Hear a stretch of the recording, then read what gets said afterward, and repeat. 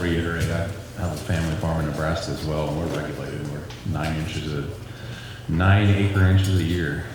So yeah, it's coming. So again, tell your story. Like Russ showed those graphs, and that just absolutely does not.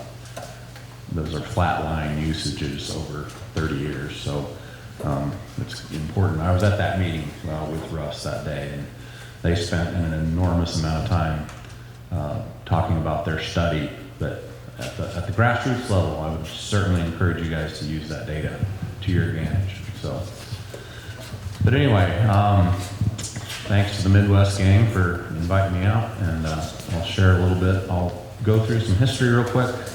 I'll talk more about applications. I've got some product slides. I'll buzz through those quickly. I've got a table over there. We can talk product all day long. So I'm not going to use a lot of time in those product slides. So, but our history is with the Nelson family. That's the grandfather of Bart, who's our CEO and owner and active president. We've held patents, or the Nelson family has held patents in the irrigation, lawn world, the little brass adjustable nozzles, all kinds of stuff, since 1911. But that company was sold in the late 60s. And Bart, right there, Bart, he's now 85, he's our active president. And his whole family runs this company. His 2 sons, his daughter, and now a grandson. So they're great people to work for, but it is Nelson.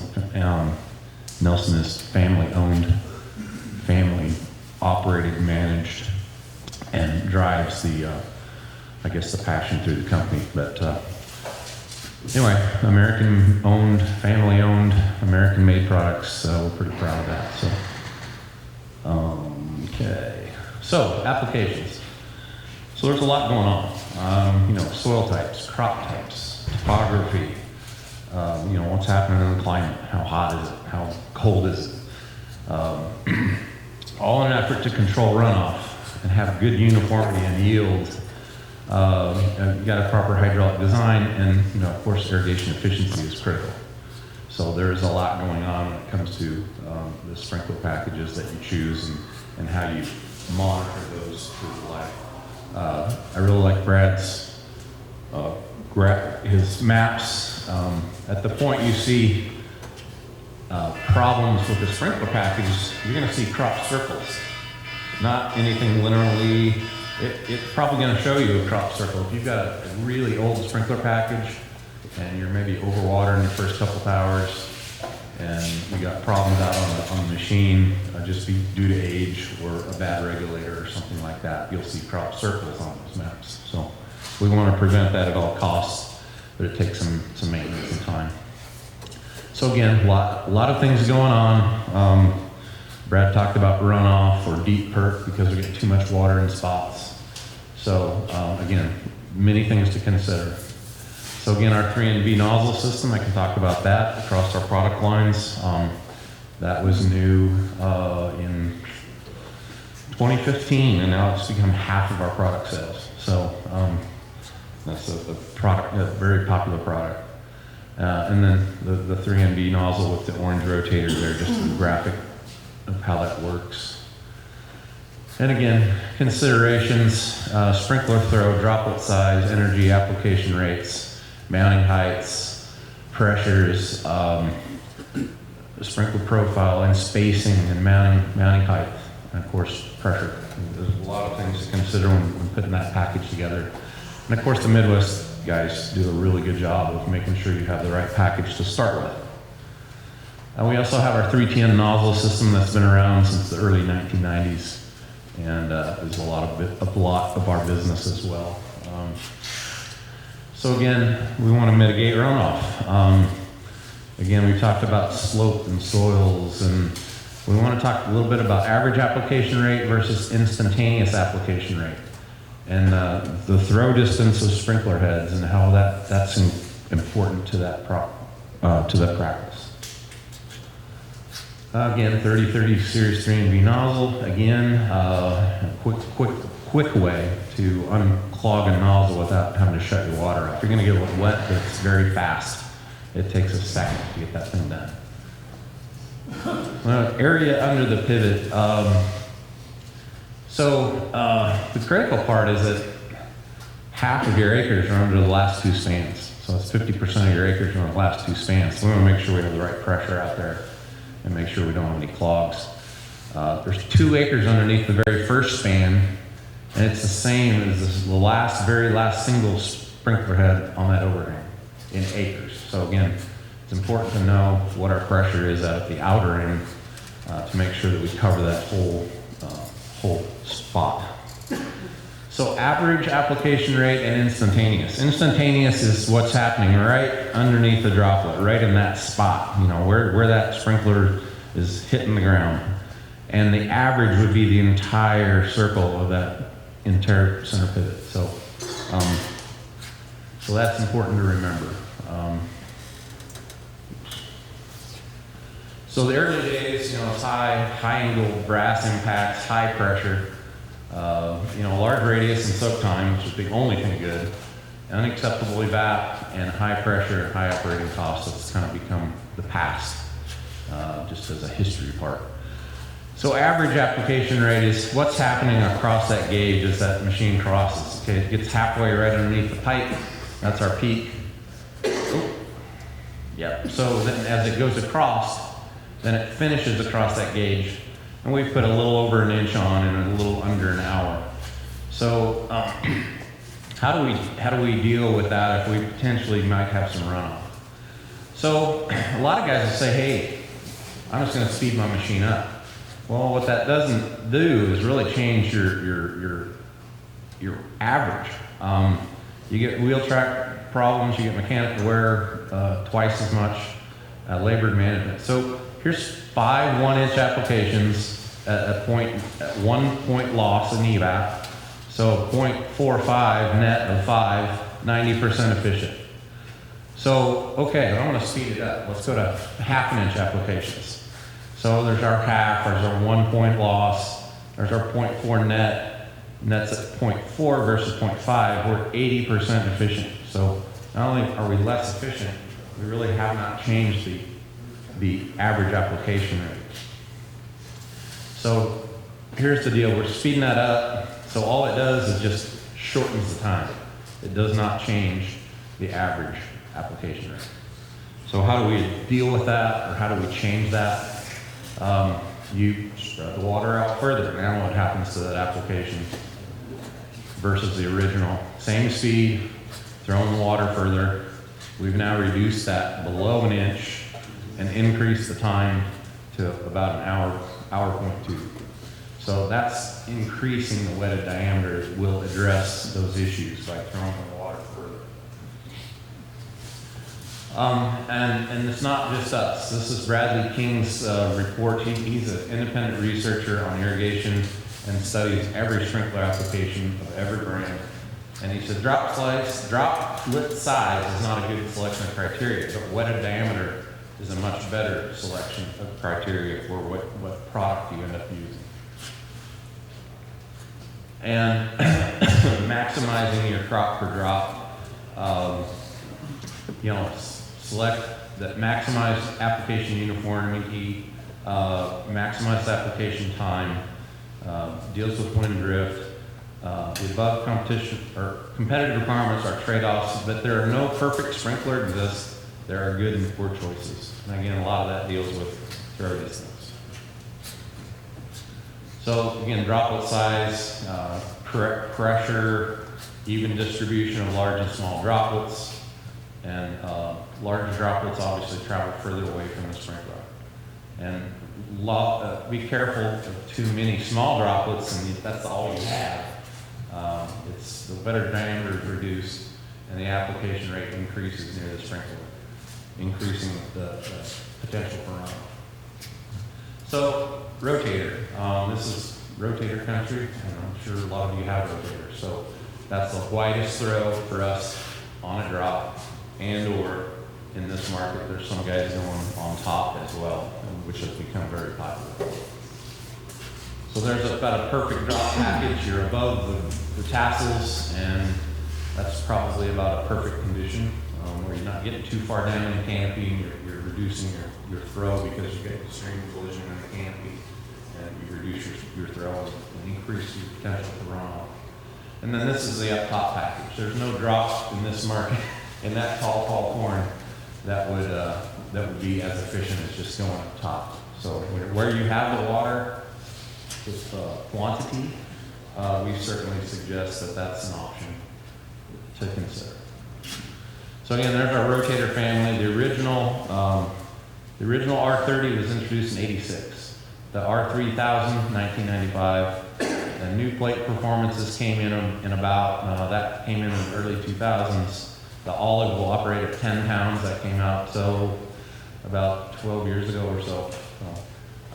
And we got our new motor, some wear characteristics we changed. We put a domed retainer in here to add life to that rotator motor. So. And accelerator, again, we'll go through these fairly quickly. We got green pad rotators, wind fighter, orange plate. That's probably the most popular of the workhorse rotator range. And then we have Orbiter products. Oops. We have a new Orbiter FX. I've got some samples over there as well. And spinner products for vegetable crops, different crops, really light to the ground. And then we have our all-flow regulators and goosenecks and another geese neck product line, and a little tool to work with the geese neck. I know that Les has one of these. Russ, I think you guys got yours. And then of course we have the SR100 product, which we have not changed the design on it since 1985. We've made some product improvements as far as bearings, seals, etc. along the product line. And it's comboed with a 1000P valve. It's our plastic valve. You save about 20% over our metal valve, and it's very easy to maintain. If you get a bladder rip or a clog or something, it's very easy to maintain. And then we have the R55s, variable torque motor, snap fit nozzles. Here's some product views, and I'll point out here that is not mounted correctly. So I'll talk, if you have questions about that. I know Russ does a good job of mounting those properly, so just point that out. And here's the R75. Somebody had a question about that earlier. There's the distance stream, and as it reverses, you'll see there's the infill stream. It's very clear that it's got two tubes on there, and it's uniquely designed that way. We'll throw about 65 feet at 25 PSI. And I'll end by saying we have a factory rebuild program. I know that Russ rebuilds guns here as well. But if you can send us anything, I've seen a couple on the shelf over here that look pretty rusty, full of iron. You can send that in and get that back with a 1-year warranty from us. And you just have to ask Russ or Les what their price is for that. We like to, that program is very popular from us. It's not a money maker, it's more of a kind of a market loyalty thing for our customers. But if you need pricing on that, you can talk to Russ or Les. So, but thank you. Questions? Anything? Yes, sir. In general, what's the lifespan of a nozzle and a regulator? Okay, so nozzles, if you're pumping some sediment or high iron water, a new set of just a nozzle is not that expensive. Maybe Russ can comment on the high iron stuff, but I would say maybe 4 or 5 years, check your pressure. It's not that expensive to stick a new set of nozzles in there at all. But that's Cost per nozzle is about $1.20 right now per nozzle. Yeah. You got 100 nozzles on there, it's $120. Yeah. If you're placing it, Yep. So that's the nozzle. Now, if you're super clean water, I think they're going to last quite a while. It's just more of a, if there's a spot for a pressure gauge, everybody has one at their panel or at their well. Stick one on the last overhang, on the last drop on the overhang, so that you make sure a regulator wants to go 5 pounds over the design point. So a 15-pound regulator with that overhang up the hill, it has to have 20 pounds on that 15-pound regulator up that hill. And if you don't have that, you're cheating water. Again, the overhang, the last couple of spans is 50% of your acres, so you want to make sure it's designed right. So then on regulators, we kind of use the term of check them at 10,000, 12,000 hours. So do you test regs here, Russ? Okay. So, yeah. So, yeah, I got you. But so if you get into that 10,000, 12,000 hour range, you probably want to pay attention to that regulator or that pressure gauge you have on your last drop. See what's happening. You know, did I have 25 to start, but now I have 19 or whatever that is? Something's happening. It's likely the regulator. Let me go back one slide or a couple slides here. Oops. You can see there's a lot going on in here. There's O-rings here, O-rings here, spring, and a very pliable diaphragm, and that all has to work right. Especially that pliable diaphragm. If it's pumping some sediment or some sand, especially in that 12,000 hour range or so, there's a good chance that either your spring's worn or maybe your diaphragm is worn, because it's very pliable. I've got a sample over there if you want to feel it, how pliable that is. But if you're at 15,000 hours, I wouldn't even test them, I would just change them. Because again, if they're not working, if they become a coupler instead of an operating regulator, you're going to overwater your first stands, which are your acres, and you're going to maybe potentially cheat water from your overhang in your last couple of stands. So again, put a regulator on that last, or put a pressure gauge on that last drop on your overhang somewhere, see what's happening out there, and keep an eye on it. So. I will say, when it comes to regulators, if you have one on your system that's not functioning right, as you're doing your irrigator checks, you can tell, right? There's something weird is happening on that that one sprinkler. It's not throwing as far, or it's throwing a lot further, but it's when your whole system is worn out, you may not notice it because they all look the same. So it is a good idea to check them. Or if you have if you have quite a bit of pressure and you've got a regulator that's dropped out, first, worn out the diaphragm you're going. So what will happen on a rotator, if you've got quite a bit of pressure, it's going to look like it's a spinner. Right. And so to check that, just flip pads. Well, take this pad, put it on the good regulator, take this good pad that you think, maybe this pad's bad on this bad regulator, put it over here, you flip that over, take the pad, stick it on the bad regulator, and it's going to spin out. So it isn't bad. A lot of times by sight, you think, oh, that rotator shot, what if we put a new rotator pad on there? It's not the rotator. Oh yeah, okay. Setting my microphone down. So anyway, yeah, so it's not necessarily the rotator. Those rotators are very, very robust. I took some rotators off of a machine in Wyoming a few years ago. The best I could tell is 40,000 hours on that rotator. And half of them were still working right. The other half were froze up or spinning out, but 40,000 hours. That's a lot of hours. Yes, sir. Typically, if a rotator goes bad, is it putting on too much water then, or too little? Not necessarily. That's a product of the nozzle, and it's a product of the regulator. What's happening with the pad, it's probably not throwing it. It's not throwing it this far. You're just cutting down your throw distance by the pad that you think is free spinning or froze up. Again, it just affects your throw distance. As long as your regulator's good and your nozzle's good, you're still putting out the same amount of water. You're just not throwing it in the distance that you need to throw it. So you're saying that the regulator is bad, it still puts out the same amount of water? No. He was saying rotator. Yeah. I think he said rotator. Yeah, you said rotator. So no, the regulator, when it's bad, it puts out way more water than it should. It puts on too much. Oh, way more than it should. When the When the regulator's bad. Let's more pressure through to the nozzle. So the theory behind all the applications on the center pivot is that that device, that rotator paired with the 15-pound reg or a 20-pound reg, depending on your choice, you pair that reg with the nozzle tip, And that's how the science works.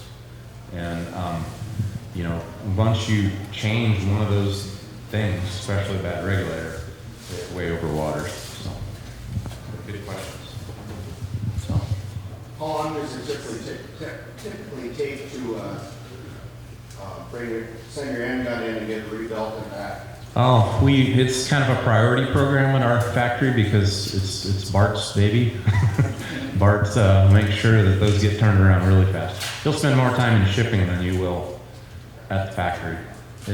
You know, depending on the load, but we typically will get batches in and we knock them out and get them out. But that department doesn't always operate. We just go by batches. For us, I mean, we haven't sent any in yet. Right. We rebuild them here. Yeah, Russ rebuilds them here too. So. And we have some rebuilt ones on the shelf. So if you bring one in that's not working, we can send you out the door with one that is. Yep. Or we have the parts to fix yours if you want to do it yourself. Yep. And there are videos available, training videos on I think they're on our YouTube site. So. That's how I learned. All right. Well, thank you guys. Appreciate your time. And I guess we have NRCS coming up next. Yep, Rick.